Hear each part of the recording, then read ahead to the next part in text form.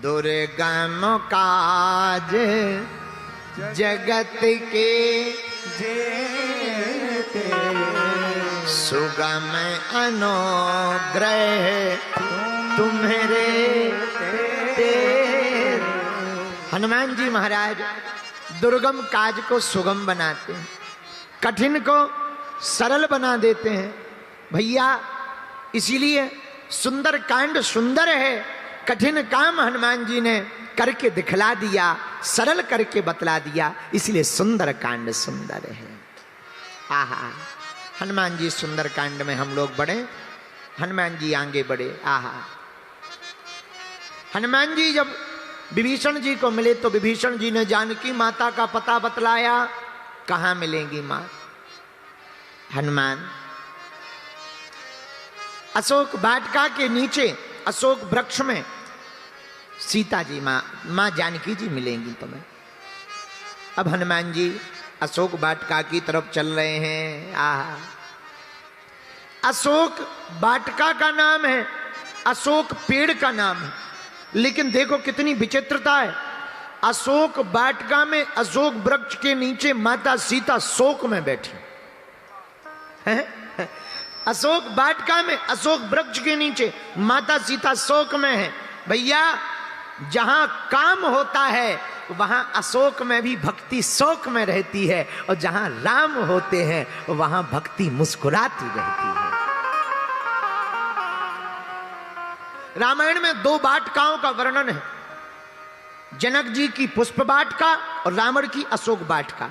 लेकिन जनक जी की पुष्प वाटिका में माता सीता मुस्कुरा रही हैं, और रावण की वाटिका में अशोक वाटिका में माता सीता रो रही हैं। यही अंतर है सज्जन में और दुर्जन में। सज्जन के घर भक्ति मुस्कुराती है, दुर्जन के घर भक्ति रोती रहती है।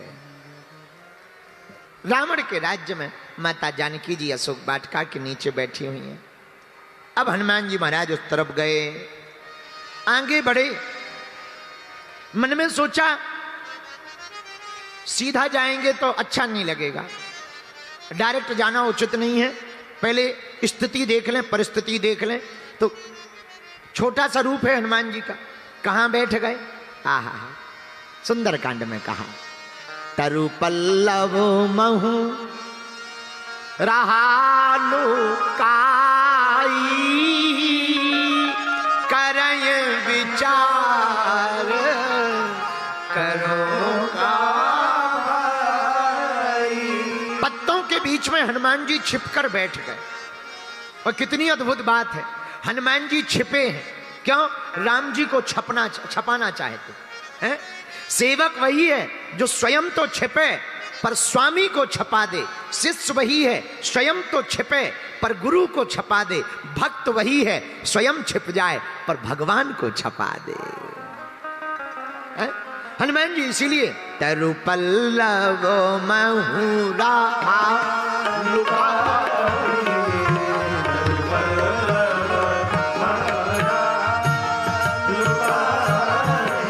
पत्तों के बीच में हनुमान जी छिप गए। पंचकुला के प्रिय श्रोताओं, जितने भी कथा कहने वाले वक्ता हैं वो भी सुने कि यहां पर एक नई बात है। राम जी थोड़ी देर में, हनुमान जी थोड़ी देर में राम कथा गाएंगे, सीता माता को सुनाएंगे।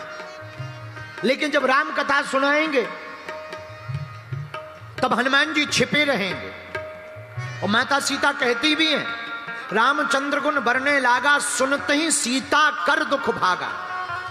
सीता जी नीचे से ऊपर की तरफ देखकर बोली, वाह जिसकी कथा इतनी सुंदर है, जरा वक्ता देख लें वो कितना सुंदर है।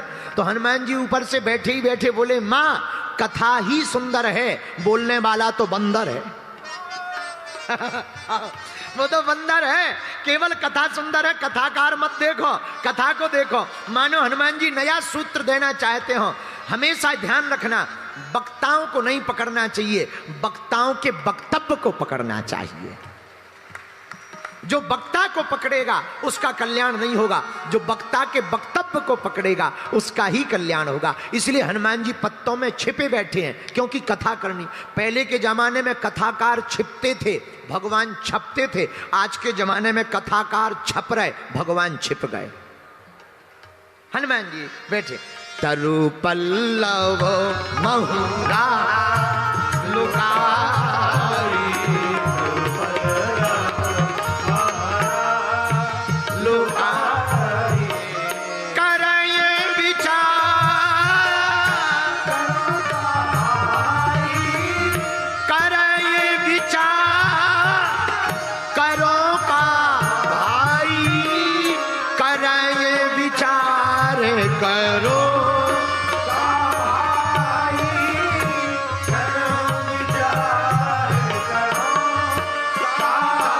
पंचकुला के प्रिय श्रोताओ, यहां एक बात और, हनुमान जी विचार कर रहे कि क्या करें। हम लोग कई बार विचार नहीं करते, सीधा कार करते, फिर बाद में विचार करते, बाद में विचार करते हो, फिर पछताए का हुई जब चिड़िया चुग गई खेत। पर हनुमान जी से सीखो, हनुमान जी पहले विचार करते, फिर कार करते, फिर प्रचार करते, और हम लोग पहले कार फिर विचार, पहले प्रचार और फिर कार और फिर विचार।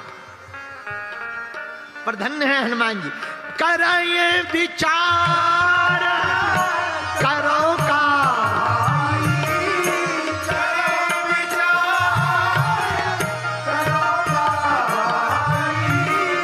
कराये विचार करो का भाई, कराये विचार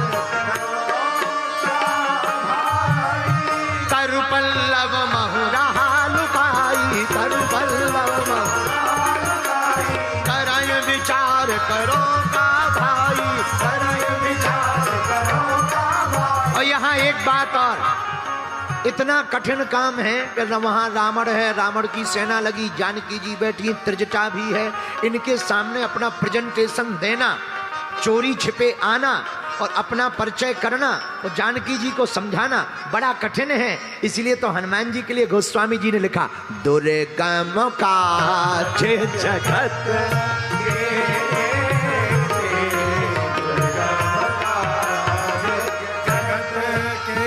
सुगम अनुग्रह तुम्हारे ते, सुगम अनुग्रह तुम्हारे ते, दुर्गम काज, दुर्गम काज, दुर्गम काज जगत के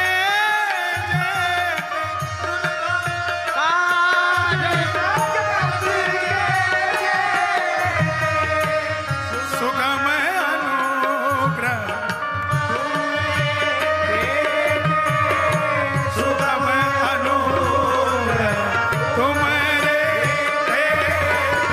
दुर्गम काज जगत के दुर्गम काज जगत के जेते, सुगम अनुग्रह तुम्हारे ते, सुगम अनुग्रह तुम्हारे देते। भैया कठिन काम दो हनुमान जी को, वो सरल कर देंगे।